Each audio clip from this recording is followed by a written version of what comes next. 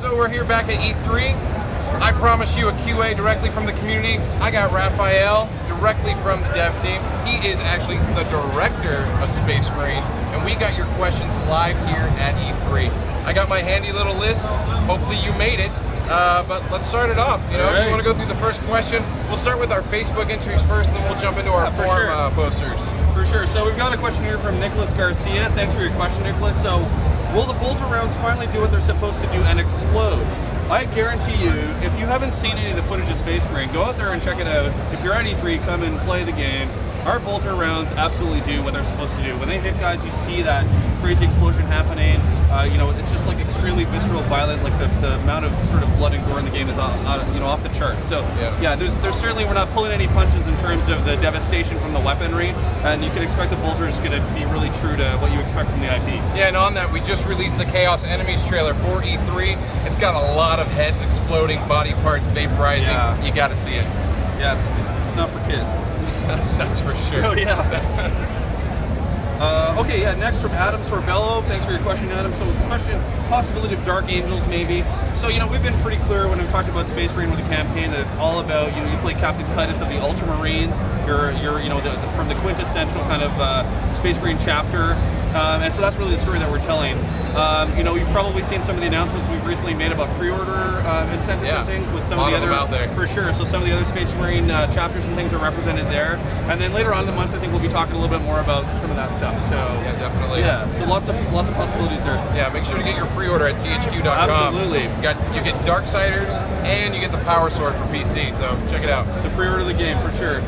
Next, we got one from Azar Razilov. I hope I pronounced that correctly. Will there be Terminator armor in the game?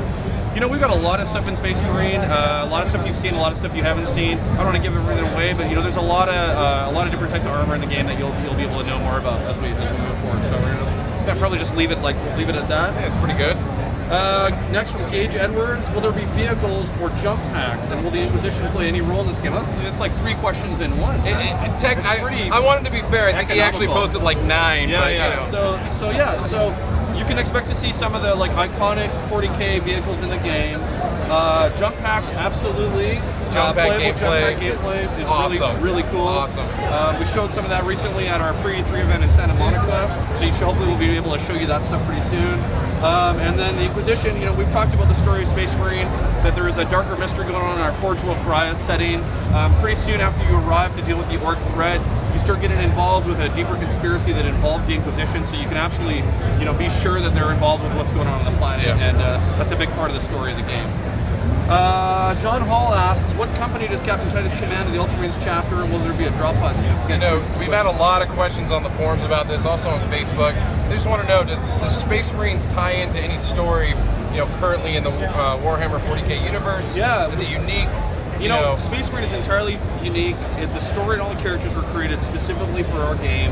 I mean, we're part of the canon, and we work with Games Workshop really closely, obviously to work within the, you know, the framework of the IP of the setting. But yeah, everything we've done in Space Marine, all the characters, the setting of Forge World Pariah is part of the IP.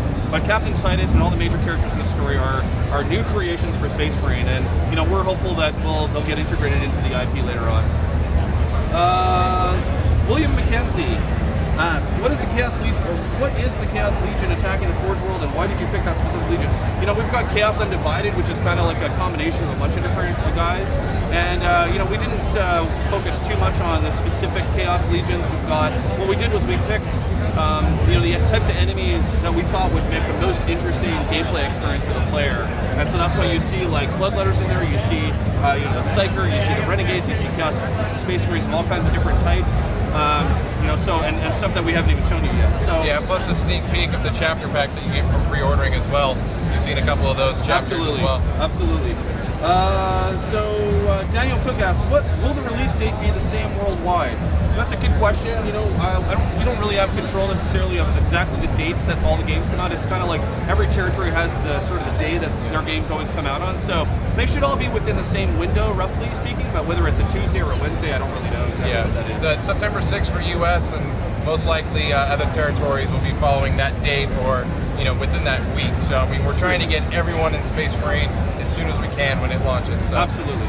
Yeah. Jay Bradley White asks, is the story of the game any part of the 40K history? previews are quoting that Captain Titus is captain of the second company of Ultramarine. So this has already sort of addressed this. Yeah. As I said, we're building an entire new fiction for Space Marine within Warhammer 40,000, the IP itself.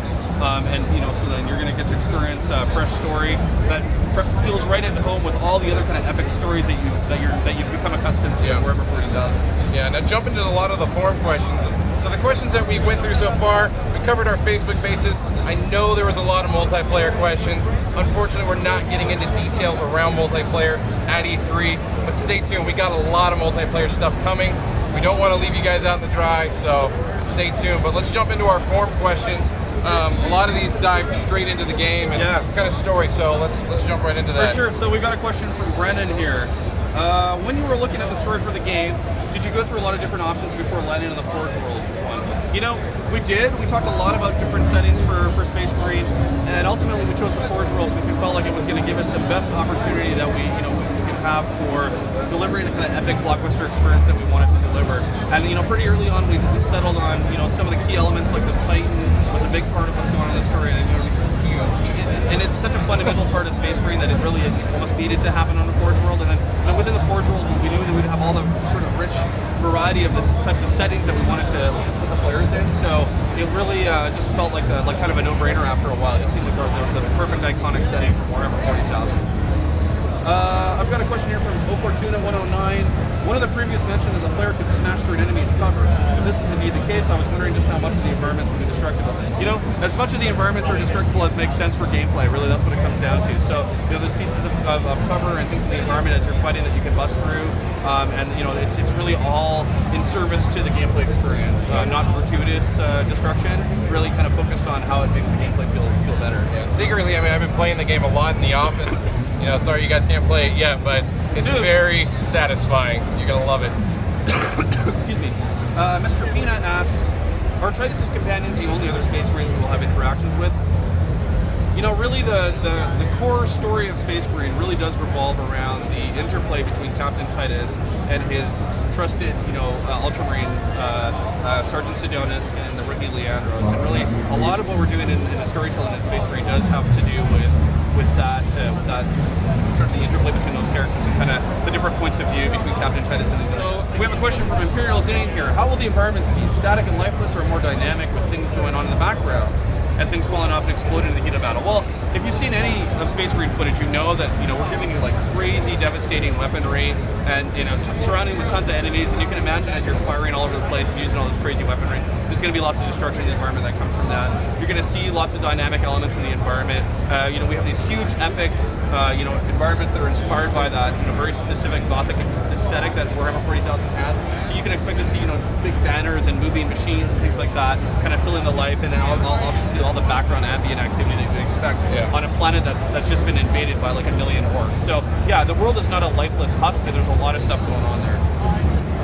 Dark Revenger asks, will people who have never heard of anything in the Warhammer 40,000 universe be able to keep track of what is going on in the story?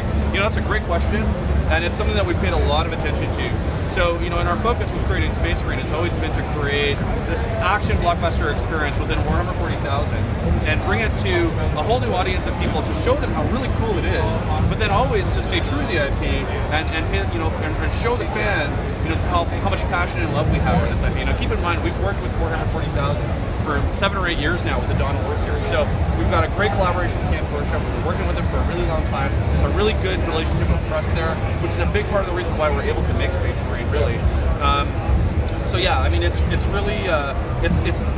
It's really a game that's been created to be accessible to people who don't really know anything about Warhammer 40,000. So if you like action blockbuster games, if you like science fiction, you look at Space Marine, you're going to find something to really love in there. And then if you're a fan of 40K and you know it, you're going to notice all the attention to detail that we've put into the world, the way the characters talk, lots of little things that we've left in the world specifically for the fans to kind of pick up on.